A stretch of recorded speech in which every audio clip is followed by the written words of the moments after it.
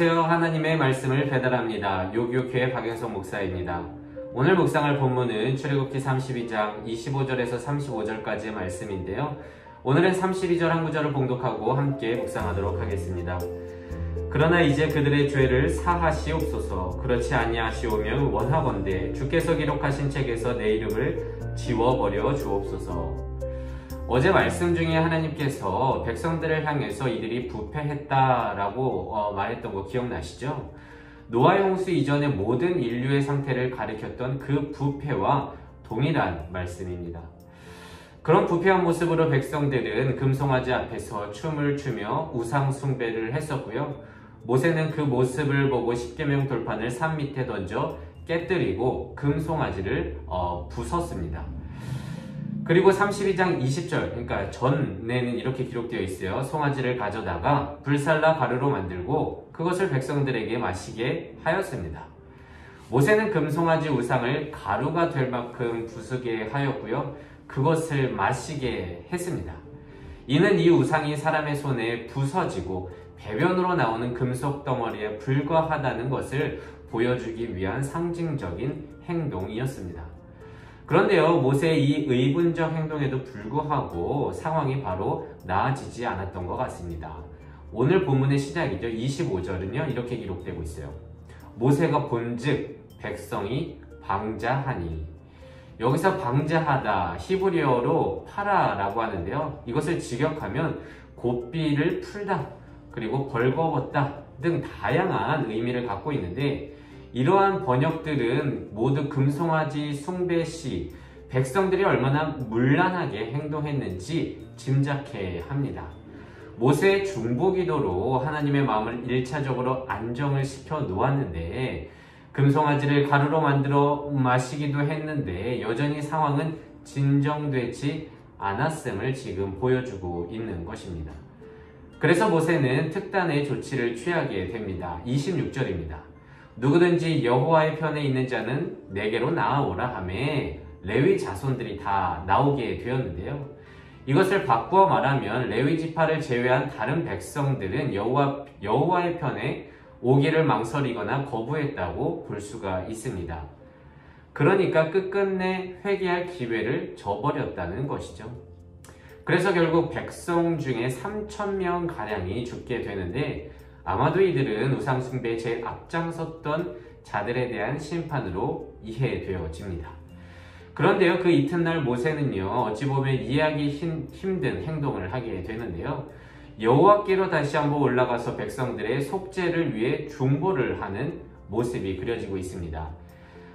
오늘 봉독한 것과 같이 32절, 이제 그들의 죄를 사하시옵소서. 그렇지 아니하시오며 원하건대 주께서 기록하신 책에서 내 이름을 지워버려 주시옵소서. 그러니까 자신의 생명을 내걸고 하나님께 용서를 구하고 있는 모습입니다.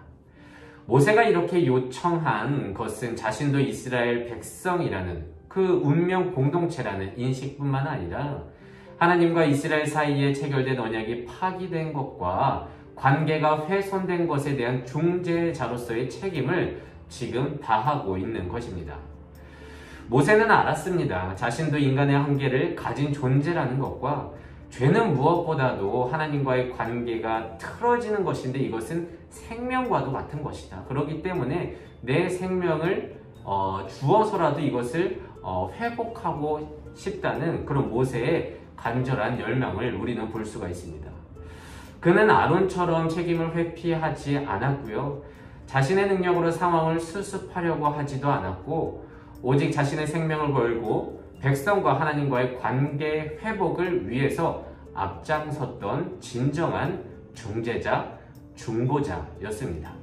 오늘의 말씀을 통해 우리는 죄가 얼마나 무서운 것인지, 그리고 죄에 대한 용서의 과정이 얼마나 힘든 과정인지 생각해 보기를 원합니다.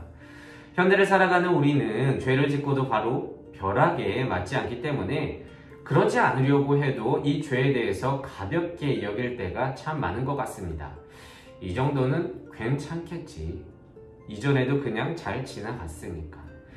그런데 이 금송아지 사건의 주인공은 바로 나라고 했죠. 이스라엘 백성, 아론뿐만이 아니라 그게 지금 나입니다. 매일같이 저지르는 우리의 죄악 아니겠습니까? 그렇다면 우리가 얼마나 부패한 자인지 스스로 우리는 너무 잘 알 텐데요. 이는 하나님의 편에 서지 않는다면, 진정으로 회개하지 않는다면 심판받아 죽을 수밖에 없다는 것을 우리는 너무나도 잘 알 수 있습니다. 하지만 요즘의 회개는 거의 한마디로 끝나는 것 같습니다. 하나님, 너무 죄송합니다. 눈물 찔끔 흘리면 더 좋을 것 같고요. 이것을 보면 참 너무 가볍죠. 심판받아 죽을 걸 알면서도 또 자행하는 것을 보면 우리는 이 죄를 얼마나 가볍게 여기는지 스스로도 알 수가 있습니다. 이 속죄의 과정을 보면서 나를 돌아보길 원합니다. 여러분, 이 죄의 금덩어리를 잘게 부숴 마시는 과정이 나에게 있습니까? 회개를 위해서 힘써 땀 흘리면서 이 죄, 이 우상을 가루로 만들어 버리는 이 고통, 이 인내가 우리에게 있냐는 겁니다. 또 마시는데 얼마나 힘들겠습니까?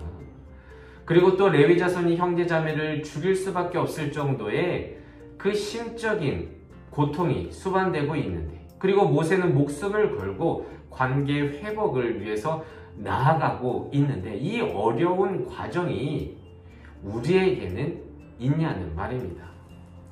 아니면 죄를 짓고도 말 한마디로 속죄받을 생각을 내 깊은 내면 속에 혹시 하고 있는 것은 아니냐는 말입니다.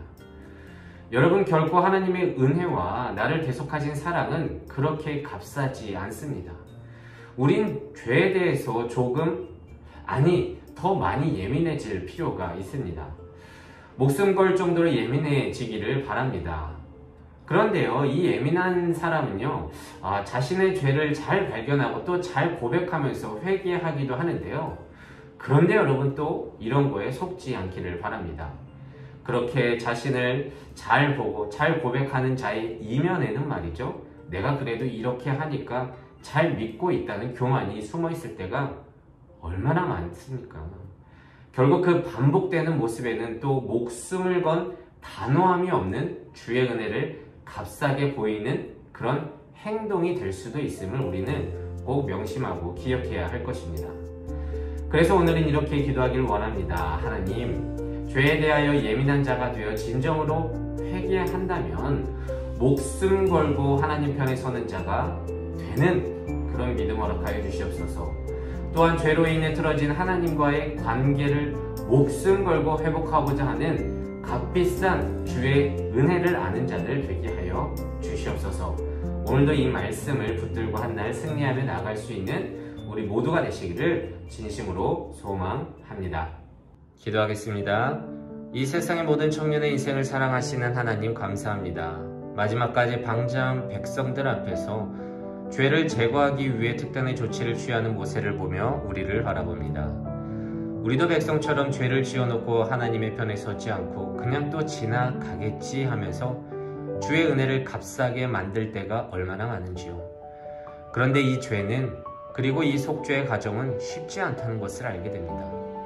땀을 흘려서 금송아지를 가루로 만들고 그것을 마시기까지 해야 하며 때로는 형제자매를 죽이기까지 해야 되는 이 처절한 싸움이 우리를 기다리고 있습니다. 그런데 우리는 여전히 죄에 대해 둔감한데, 이런 나를 긍휼히 여겨주시고 죄에 대해서 예민하게 그리고 목숨 걸고 회개하는 여호와 편에서는 우리 되게 하여 주시옵소서. 감사드리며 예수님의 이름으로 기도드립니다. 아멘.